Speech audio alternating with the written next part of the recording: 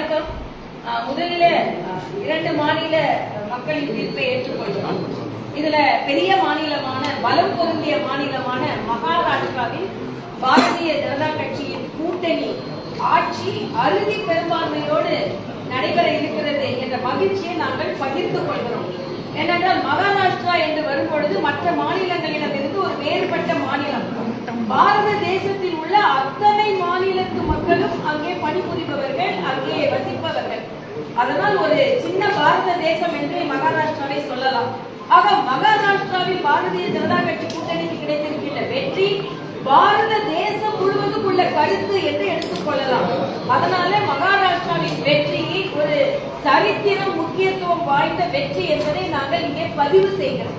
அது மட்டுமல்ல, மரியாதைக்குரிய பாரத பிரதமரின் திட்டங்களும் மாநில அரசின் திட்டங்களும் டபுள் என்ஜின் கவர்மெண்ட் இருந்தா மக்களுக்கு எப்படி பலன் தரும் என்பதை மகாராஷ்டிரா நிரூபித்து மறுபடியும் வெற்றியை பெற்றிருக்கிறோம். இங்கே பயணத்திற்கு நாம் பெண்களுக்கு உதவி செய்கிறோம். ஆனா வாழ்க்கை பயணத்திற்கு உதவி செய்வதற்காக ஏறக்குறைய 72 லட்சம் பெண்களை லட்சாதிபதியாக்கிய மரியாதைக்குரிய பாரத பிரதமர் அங்கே அந்த திட்டத்தை துவங்கி வைத்தார்கள்.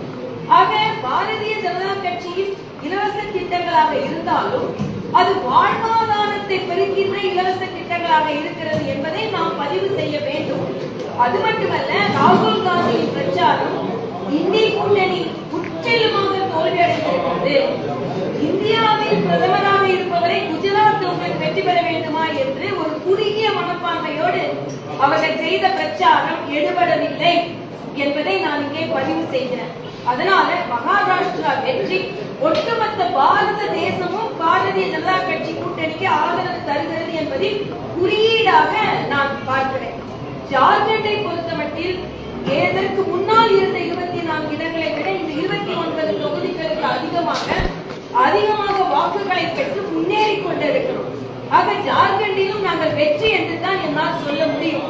ஜார்க்கண்டை பொறுத்தமட்டில் அங்கே ஊழல் மலிந்திருக்கின்ற முதலமைச்சர் மறுபடியும் வெற்றி பெறுகிறார். அவர் ஊழல் வழக்கினால் கைதானது அங்கே ஒரு பச்சாபாதத்தை ஏற்படுத்தி இருக்கலாம். ஆனா அங்கே உள்ள மக்களும் தேசிய ஜனநாயக கூட்டணிக்கு அதிக வாக்கு சதவீதத்தை கொடுத்திருக்கிறார்கள் என்பதை நான் இங்கே பதிவு செய்கிறேன். அது மட்டுமல்ல, நாடு முழுவதும் நடந்த இடைத்தேர்தல் மரியாதைக்குரிய பாரத பிரதமரின் திட்டங்களுக்கான இடைத்தேர்தலாக இருக்கும் என்றெல்லாம் சொல்லிக் கொண்டிருந்தார்கள். இன்று யூபியில் 9 இடங்களில் 7 இடங்களை பாரதிய ஜனதா கட்சி பெற்றிருக்கிறது. அதே போல கர்நாடகா இடைத்தேர்தலில் பாரதிய ஜனதா கட்சி வெற்றி பெற்றுக் கொண்டிருக்கிறது. ஏன் கேரளாவில் வயநாடு அந்த வெற்றி எல்லோரும் எதிர்பார்த்ததுதான்.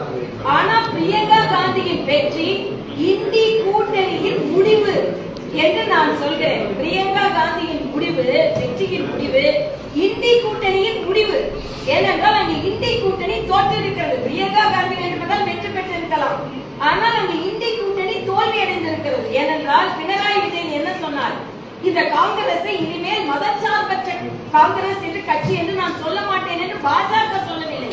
பினராயி விஜயன் சொன்னார். இந்தி கூட்டணியில் உள்ள பினராயி விஜயன் சொன்னார்.